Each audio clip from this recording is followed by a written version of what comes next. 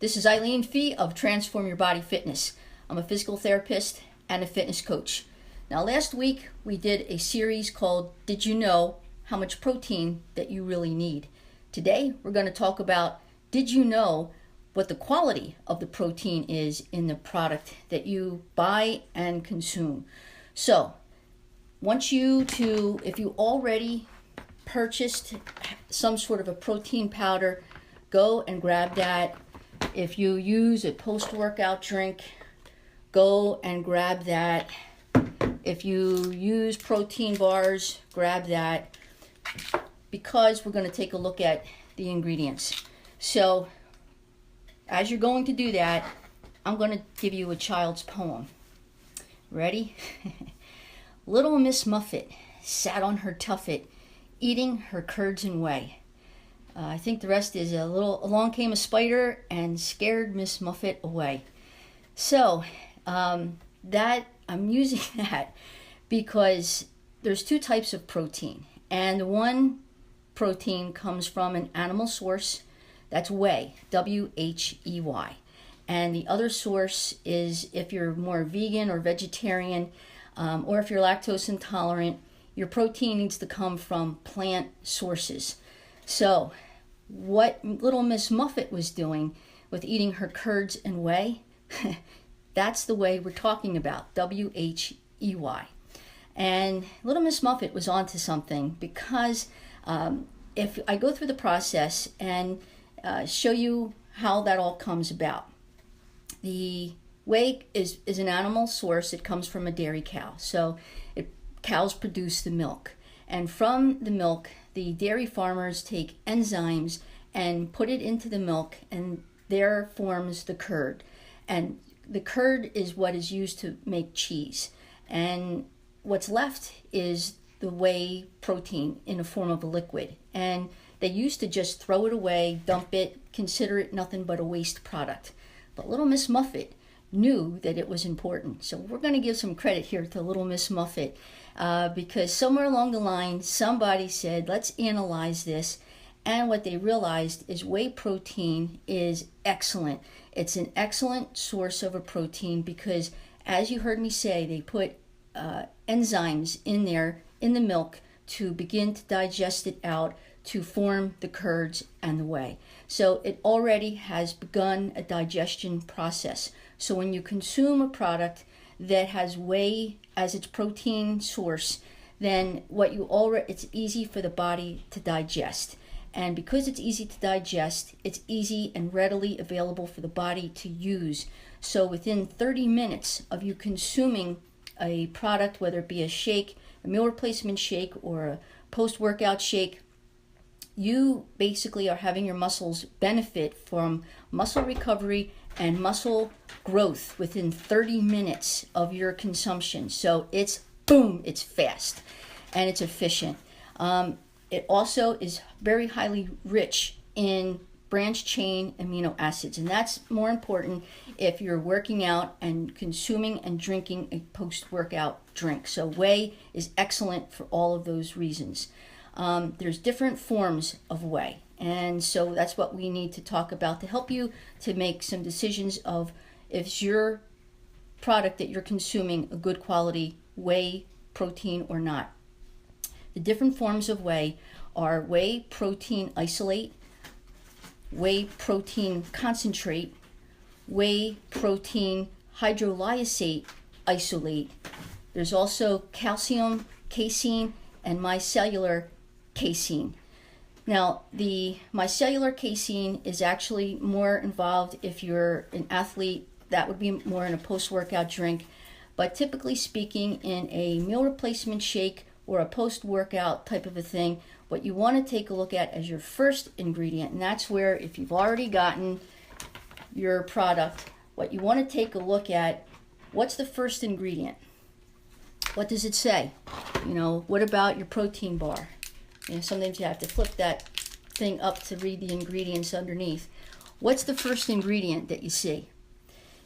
If it's not whey protein isolate or whey protein hydrolysate isolate, you need to rethink what you're either purchasing or thinking about purchasing, because that would be meaning it's a subpar type of protein in product.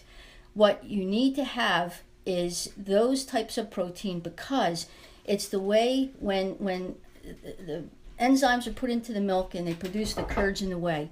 When the manufacturers who take that, they will run it through a purification and filtration process. And therein lies the differences of the quality of protein.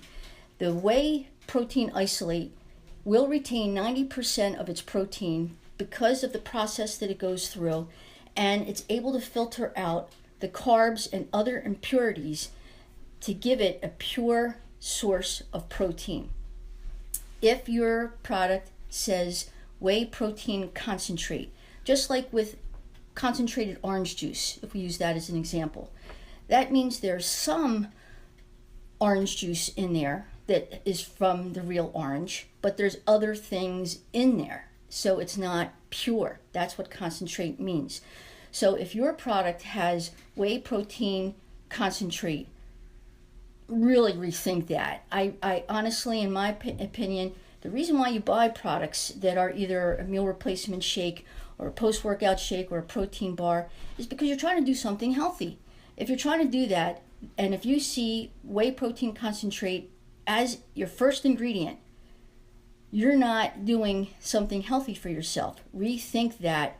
Look for something that is high quality. With whey protein concentrate, again, not only are you getting all the impurities, at best you're getting somewhere between 35 and 80% of protein, whereas with the whey protein isolate or the whey protein hydrolysate isolate will be 90% or better, like closer towards the 95, 98% pure protein. That is the difference. Okay, now with that said, let's move over to the vegan source. The vegan source, now whey protein is a complete amino acid, and it contains all 9 amino acids. So if you're choosing more of a vegan type of a source, because either you're lactose intolerant or this is just a dietary choice, the plant source proteins are phenomenal. I'm not going to say that they're not. They're phenomenal.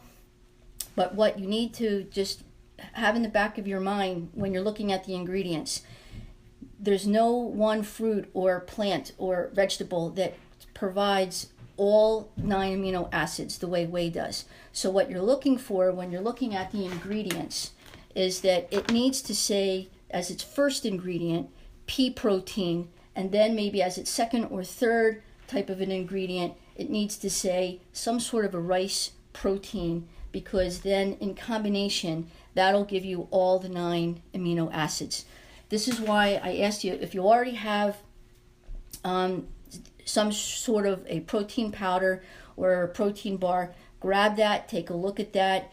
Again, if you don't have that in your ingredients, I would say get rid of it. In my opinion, a lot of times when you see that subpar ingredient as its first ingredient, what it's telling you, the rest of the ingredients somewhere along the line are also subpar. There's probably some sort of vegetable oils in there, and sugar substitutes or even synthetic vitamins. And these are the type of things, again, if you're bothering to put this in, buy this to put in your body, put in high quality. If you give your body good quality, it will be happy and healthy.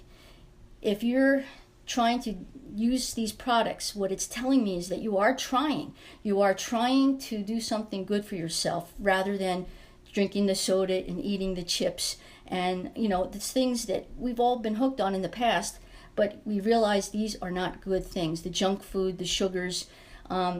So that's where the ingredients here matter. If you're trying to pull away from some of those bad habits and towards good health, what you need to kind of say, even though you maybe have picked those kind of products because they were more affordable, they were cheaper.